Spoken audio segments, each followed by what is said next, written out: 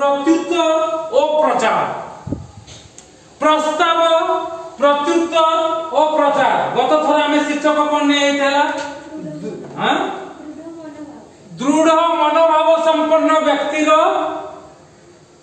पदक्षेप ना कौन दृढ़ मनोभाव संपन्न व्यक्तिर पदक्षेप प्रभु जीशु दृढ़ मनस्क हुई कौन कौन पदक्षेप नेले कि प्रकार तांकर निजर शिष्य मान को अनुयोग कले ए कथा को आमे गत थर देखिले ए देबे देखुछु कोन 9 पर्व 57 पद रे लिखा जाउछि कोन से माने बाटने जाउथुवा समय प्रभु यीशु अनुयोग कले समीरणीय यरूशलेम को जिबा बाटरे लोक माने जाउतंती ए माने भी चलीतंती बाटरे जाउथुवा समय जणे लोक यीशु को प्रस्ताव देला डाक पकेला कोन कहला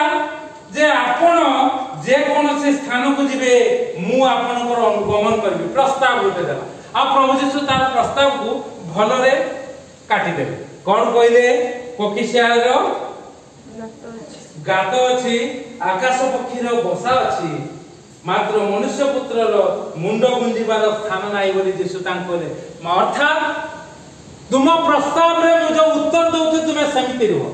मो पछरे आसो नाही तुमे जेमिति अछो सेमिति तुमे प्रभुंकर राज्य विस्तार करो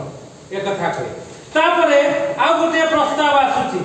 कोन हिची 58 पद पुनी से आउ जण को कहले बे यीशु प्रस्ताव दउतंती आउ जणे प्रस्ताव देला यीशु को यीशु तांको प्रत्युत्तर देले आउ प्रचार करबा को कहले कारण प्रचार कथा शेष रे लिखा जाईची तार 62 पद रे 61 पद रे आउ शासक लिखा जाउची जे से ईश्वर को राज्य रे योग्य नुहे यीशु तांको कहले जे लंगल रे हाथ दे पछको चाहे से ईश्वर को राज्य रे योग्य नुहे आ 60 पद रे लिखा जाउची तू किंतु तुम्हे जाई ईश्वर को वाक्य प्रचार कर सेति पई म शीर्षक देली प्रस्ताव प्रचार प्रत्युत्तर एवं प्रचार प्रथम जन को प्रभु कहले कोकिसार गात अछि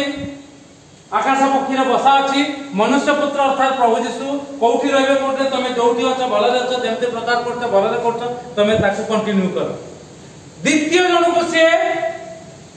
प्रस्ताव देले प्रभु यीशु मन कथा जानि से प्रकार प्रस्ताव दियंती आ प्रस्ताव मध्य ग्रहण करंती प्रार्थना स्वीकार करंती आ से मध्य हम पई प्रार्थना करंती आ से प्रस्ताव देले कोन प्रभु यीशु मोहर अनुगमन करो मो पछरे आस बाबू तुमे ईश्वर को वाक्य प्रचार करछ भलो लोक तमे राज्य विस्तार करछ मो पछरे आस मु जेमिति चालुछि जोहन याकूब पीतर आंद्रिय थोमा बार्थोलोमी एमाने जेमिति चालुचंती तुमे माने से प्रकार मो पछरे आस याकूब तुमे माने मो पछरे आस तुमे मो पछरे आस किंतु सिए जाय कहिला प्रथमे जाई मोहर बापा को समाधि देवा निमंते मते अनुमति दियंतु मात्र से तां कहले मृत मान को अपना अपना मृत लोकन को समाधि देवा पई छाडी दियो किंतु तुमे जाई ईश्वर को बाकी बाबू रे घर कथा रे एते मुंडो किया तार बापा मरि थिला कि ना हमें जानना किंतु से कहउची मोर बापा को आगे समाधि देवा पई अरे समाधि जदि मरि जाई थांता समाधि दी थांतो तू तो कबरे जानतो समाधि यीशुंकर वाक्य सुनिबा को आस्तु काई कि यीशुंको पछरे चले अर्थात तार बापा मरिबे तार बापार समस्त क्रियाक्रम करिवो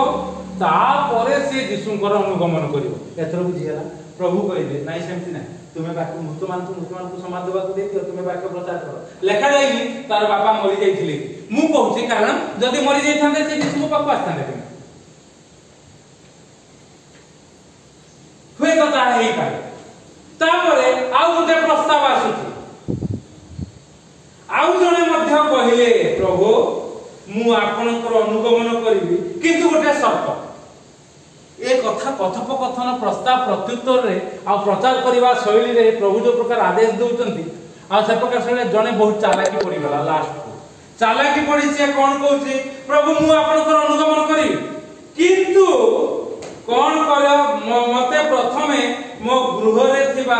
लोक मान ठारो विदाय लेबा निमंते मते अनुमति दियंतु प्रभु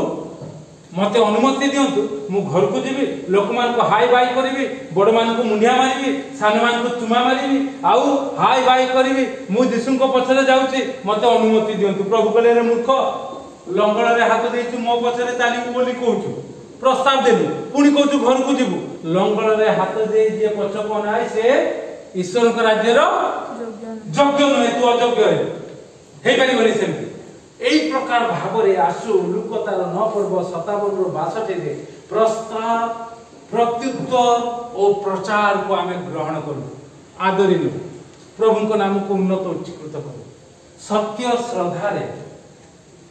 हानि लाभ गत थर शीर्षक रे ममता रानी राम लेखिले मु घंटे चिंता कली ममता रानी राम की बोले को ममता जे आगुर आस्तला से कि लेखि ए हार्ट टचिंग मेसेज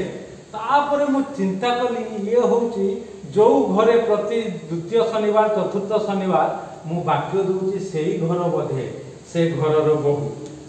अब गत काली जतले वाक्य दूतली कहला तुमे एते एते जो शीर्षक दोच आ मने रहू मु सब देखुची